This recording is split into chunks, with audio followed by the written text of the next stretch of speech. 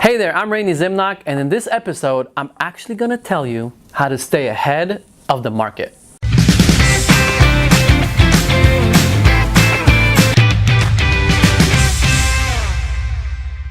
So staying ahead of the market is really all about understanding where the values, right, the future values of properties are going based on the data that we get from the MLS, right?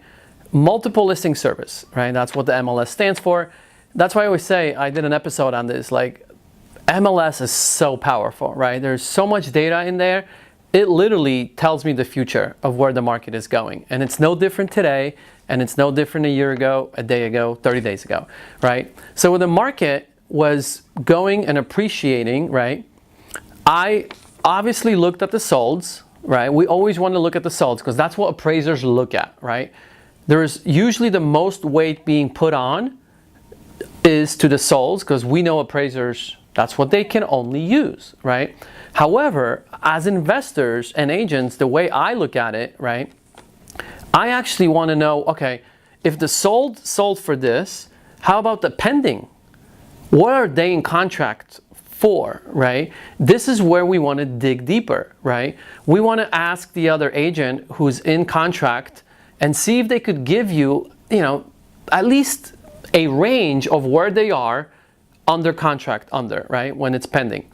Most agents, believe it or not, will tell you the number, especially if you ask them the right way, that you're just analyzing one of your properties and you want to figure out the value. So you would like to know, hey, where is your property pending at, right? Why is that so important? Because that starts dictating the future, right? So if my comp that sold for, let's say, 500,000, right? And I call some of the pendings, call the agents, find out that they're pending at 490, right? Same exact property. What does that tell me? Well, that tells me that the market is softening a little bit, right? So what do I use to base my decision if I'm looking at a house to buy? Do I use the 500 or do I use the 490? Well, of course you should be using the 490, right? Otherwise, you're going to miss the mark. By the time your house hits the market, guess what? There's a high chance that that 500 comp is no longer available because maybe you missed a 6-month window that appraisers use to determine the value of your house, right? And now, guess what? That pending one at 490 is now sold. And that is now the new mark, right? But if I'm looking at it today, that's the future. That's literally telling me where the market is heading, right? So that pending 490, I actually put a lot more weight on that than the sold when I'm determining the value of a property today or any day, right? Then I look at the actives. I'm like, okay, what are the actives telling me, right? When we are in a switch, like for example now, we're going into slower months, there's the softer market, right? People are, panic that the market is soft, but really this happens almost every year. Things kind of soften up towards the end of the year, right? No different again right now. So I'm looking at the solds, the pending, I look at the actives, and what I usually find usually there is like a lag time. And this is interesting. There's a lag time where the sellers that are putting their houses on the market that are active, most of them are only looking at the solds to make their decision or where they should price their house. So they look at the 500 and like, well, my house can definitely sell for this. And usually they're going to say it's even more, right? Because their house is the best one on the block, right? Of course, everyone's house is the best one on the block. Anyway, so you get the point. So it's no longer the 500. They're like, mine will sell for 510. So then you see that active 510, right? So if you never called the pending and you looked at the sold and you looked at the active only, you would think, wow, the market is going up still. Or is it, right? This is where I talk about there's the lag time, right? By the time this person wakes up and says like, oh man, we're not getting offers, there's usually about 2-3 months because they're waiting and hoping that he could get that number and higher because their house is the best, remember? But then that 491 closes. And then that 490 is the comp, and then they see that and they're like, oh, crap. Whoa, what's happening?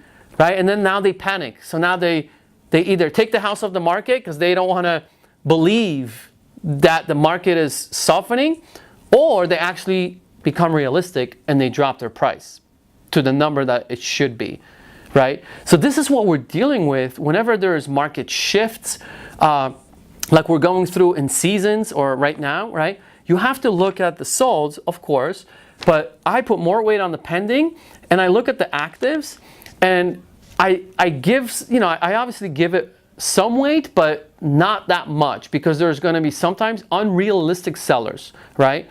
But then mixed in that, you'll see actives popping on the market probably at the 490 and even below, and most likely those are the ones that are going to go pending pretty quick, right? Because those sellers understand what's happening. They probably are working with a really good agent that's already dictating the future, literally, the way we do it. Like, they would educate that seller, like, look, here's what's really happening, right? We are moving into a softer market. The pending is 490. We should list it that and not property sells.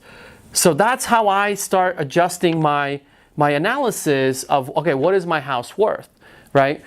If it's appreciating, that pending, if it's, let's say, 510 instead of 500, guess what? If I'm making a decision to buy a house and that pending that I called is 510 instead of 500, well, if I know that that is a trend now, that things are pending higher than the previous solds, now I know I could maybe inch up a little bit on my purchase price on the property that I'm looking at. You see how that works, right? So next time you're analyzing houses, please don't only look at the solds. Please dig this, and this is, I think, where most investors and even agents make a mistake in analyzing the market value, because this takes work, guys. This actually requires you picking up the phone and calling the agents that have the transaction that's pending and dig to find out, okay, where is it pending? Because that will dictate the future of the market, guys. Get it? That's how you create a win-win for yourself. Analyzing a property before you buy it is obviously very important. However, what I find that most people just do it wrong. And I know that alone, one mistake could cost you tens and thousands of dollars. It could literally cost you your business. And I don't want that to happen to you. So I created a step-by-step property analysis guide sheet to walk you through exactly what to look for to make sure your deal that you're looking at is worth buying. To get the property analysis guide sheet, just go to randyzimnock.com.